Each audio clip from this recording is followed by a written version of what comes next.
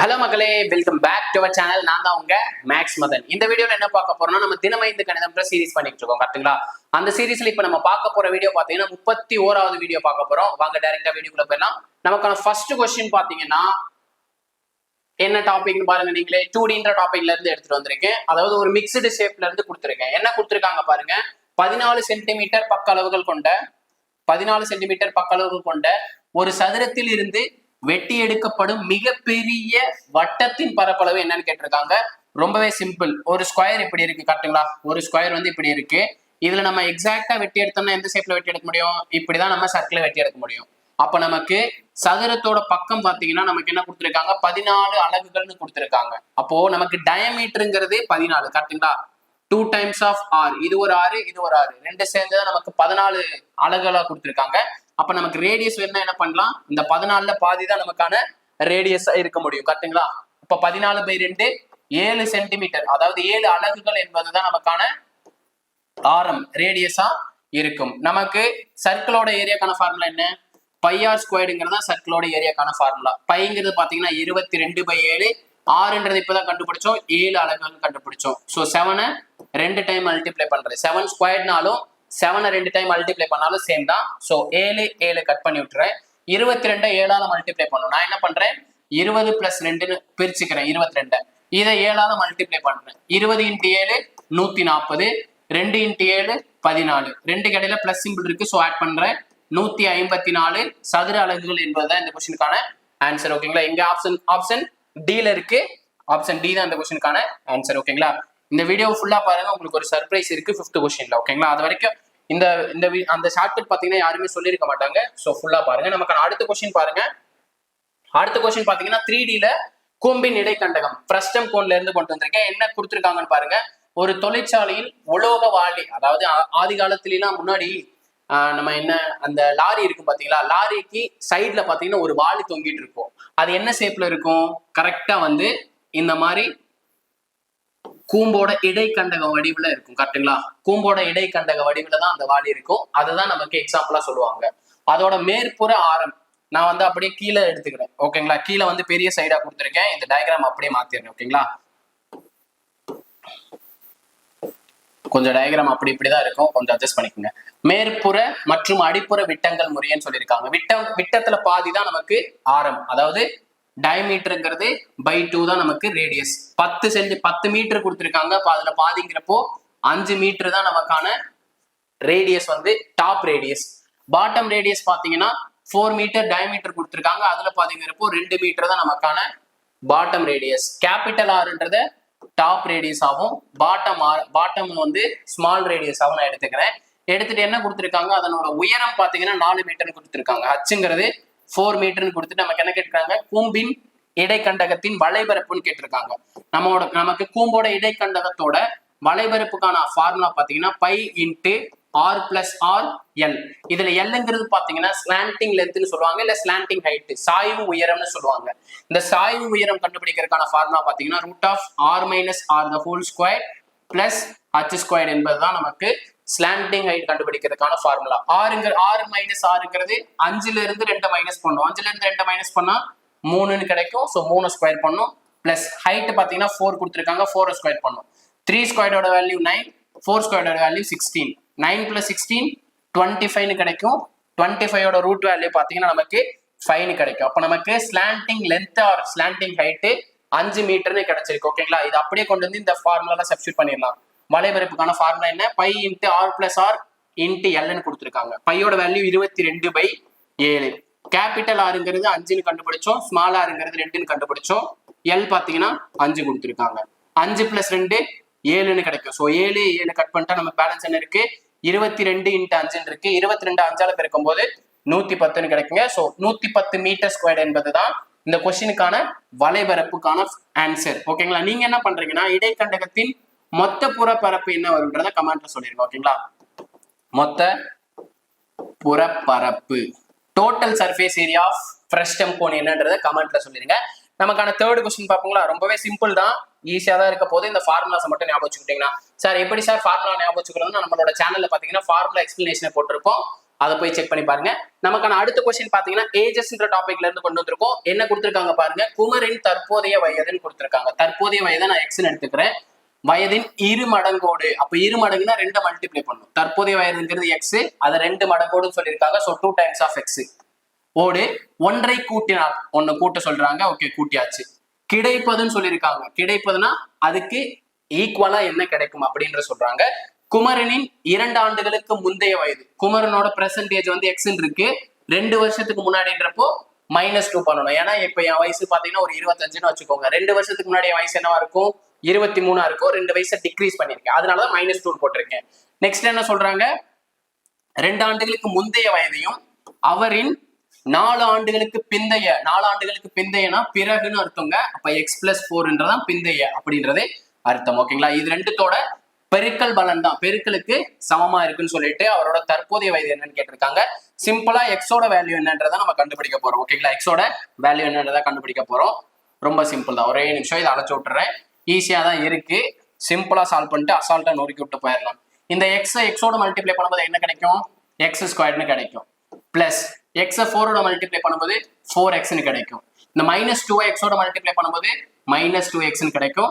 -2 4ஓட multiply பண்ணும்போது -8 கிடைக்கும். நமக்கு லெஃப்ட் சைட்ல 2x+1 தான் இருக்கு. இந்த 2x+1 ஈக்குவல் டு அன்சைட் கொண்டு போறேன். அன்சைட் கொண்டு போனா என்ன கிடைக்கும், x² + 4x -2x -8 -2x -1 கிடைக்கும். பாருங்க, -2x ஆட் பண்ணும்போது -4 கிடைக்கும். ஸோ +4x -4x கேன்சல் பண்ணி விட்டுறலாம். அப்போ ஈக்குவல் டு 0, ஏன்னா இந்த டேர்ம் ஈக்குவல் டு ஆன்சர் கொண்டு வந்தப்போ நமக்கு 0 தான் கிடைக்கும். x² இருக்கு, ஸோ அதை எழுதிடலாம். x² -8 -1 இருக்கு, ஆட் பண்ணா -9 கிடைக்கும். இது ஈக்குவல் டு 0க்கு ஈக்குவலா இருக்கும். இங்க இருக்க -9 ஈக்குவல் டு ஆன்சர் போகும்போது என்ன மாறிடும், +9 மாறிடும். இங்க இருக்க பவர் 2ங்கிறது ஈக்குவல் டு ஆன்சர் போகும்போது ரூட்டா மாறிடுங்க. ஸோ √9ஓட வேல்யூ என்ன, 3. அப்ப குமரனோட பிரசன்டேஜ்ங்கிறது என்ன, 3 இயர்ஸ் என்பதுதான் இந்த கொஸ்டினுக்கான ஆன்சர். ஓகேங்களா, நமக்கான அடுத்த சம் பார்ப்போங்களா. ரொம்பவே சிம்பிள் தான், கொஞ்சம் இன்னைக்கு பெரிய பெரிய மாடல்ல சால்வ் பண்ற மாதிரி தான் எடுத்துட்டு வந்திருக்கேன். இது எல்லாமே ரீசெண்டா கேட்ட கொஸ்டின்ஸ். இந்த கொஸ்டின்ல பாத்தீங்கன்னா ஆவரேஜ்ன்ற டாபிக்ல இருந்து எடுத்துட்டு வந்திருக்கேன். என்ன சொல்லியிருக்காங்க, 5 எண்களின் சராசரி 27 சொல்லிட்டாங்க. நமக்கு அதுல இருந்து ஒரு நம்பரை நீக்க சொல்லியிருக்காங்க. நீக்கிறப்ப என்ன சொல்றாங்க, சராசரி வந்து 2 டிக்ரீஸ் ஆகுது. சராசரி டிக்ரீஸ் ஆகிறப்போ விடுபட்ட எண் என்னன்னு கேட்டிருக்காங்க. இதுக்கு ஒரு ஃபார்முலா இருக்கு, ஆவரேஜ் ஈக்குவல் டு சம் கூடுதல், இங்க தமிழ்ல சொல்றப்போ கூடுதல்னு சொல்லுவாங்க, minus excluded number. Excluded number அதாவது நீக்கப்பட்ட எண். நீக்கப்பட்ட எண் டிவைடட் பை டோட்டல் நம்பர்ஸ், மொத்த எண்ணிக்கை. இதாங்க அந்த ஃபார்முலா. இதை நோட் பண்ணி வச்சுக்கோங்க.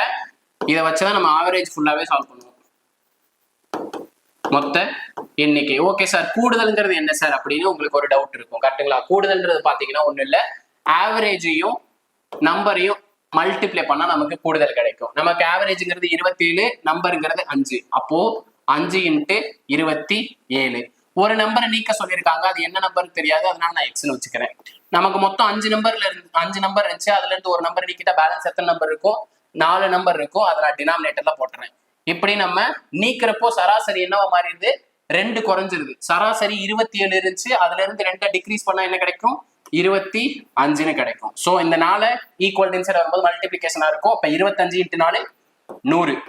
5 வந்து 27ஓட மல்டிப்ளை பண்ணா 7 35க்கு 5 பேலன்ஸ் 3, 2 × 5 10, 10 + 3 13. 27 5ஆல மல்டிப்ளை பண்ணும்போது 135ன்னு கிடைக்கும். மைனஸ் எக்ஸ், இந்த மைனஸ் எக்ஸ் ஈக்குவல் டு இன்சைடும் 100 அந்த சைடு கொண்டு போயிடுறேன். அப்ப எக்ஸ் ஈக்குவல் டு 135 - 100ன்னு கிடைக்கும். இப்ப 135ல 100 மைனஸ் பண்ணா 35 என்பதுதான் அந்த நீக்கப்பட்ட எண்ணா இருக்கும். அப்போ அதாவது இந்த எக்ஸோட வேல்யூ பாத்தீங்கன்னா, இந்த எக்ஸுக்கு பதிலா நம்ம 35ன்னு போட்டோம்னா நமக்கு ஆவரேஜ் எப்படி ஆயிரும், 25 அப்படின்ற மாதிரி மாறிடும். ஓகேங்களா, இந்த ஃபார்முலா மட்டும் நோட் பண்ணி வச்சுக்கோங்க. ரொம்பவே சிம்பிள் தான்.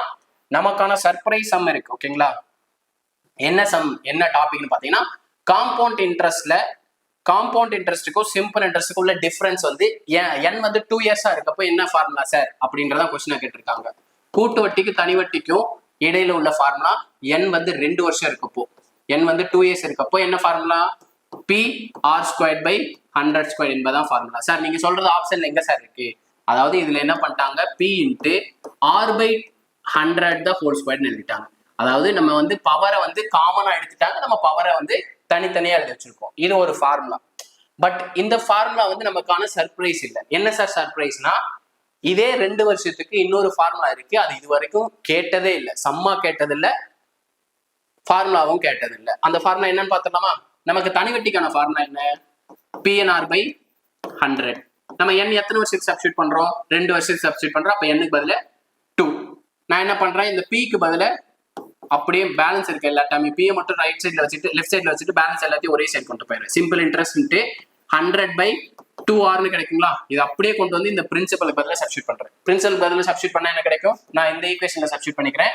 அப்ப simple interest 100 divided by 2 into r into r squared by 100 squared கிடைக்கும். கரெக்ட்டுங்களா? r ல இருந்து ஒரு r கேன்சல் பண்ணி விட்டுறேன், 100 ல இருந்து ஒரு 100 கேன்சல் பண்றேன். அப்ப என்ன கிடைக்கும்? சிம்பிள் இன்ட்ரெஸ்ட் இன்ட்டு 2 r இருந்துச்சு, அதுல ஒரு r கேன்சல் பண்ணிட்டா ஒரே ஒரு r மட்டும் தான் இருக்கும். அப்ப simple interest into r divided by 2. 200 இருந்துச்சு, ஒரு 100 டிவைட் பண்ணிட்டோம். ஸோ பேலன்ஸ் என்ன இருக்கும்? ஒரு 100 இருக்கும். அப்ப 2 into 100 200. Simple interest into r by 200 அப்படின்றதான் கூட்டு வட்டிக்கும் தனி வட்டிக்கும் இடையே உள்ள வித்தியாசத்துக்கு 2 வருஷத்துக்கான இன்னொரு ஃபார்முலா. ஓகேங்களா? அப்ப இந்த ஃபார்முலா நோட் பண்ணி வச்சுக்கோங்க. இதை வச்சு நமக்கு சம்மும் கேட்கலாம். எப்படி சார் சம் கேட்கலாம்? நமக்கு கூட்டு வட்டி கொடுத்துடலாம், தனி வட்டி கொடுத்துடலாம். கொடுத்துட்டு ரேட் ஆஃப் இன்ட்ரெஸ்ட் என்ன அப்படின்ற மாடல்ல நமக்கு சம் கேட்கலாம். இதே 3 இயர்ஸ்க்கான ஃபார்முலா கேட்டாங்கன்னா அதுவும் ரொம்ப சிம்பிள் தான்.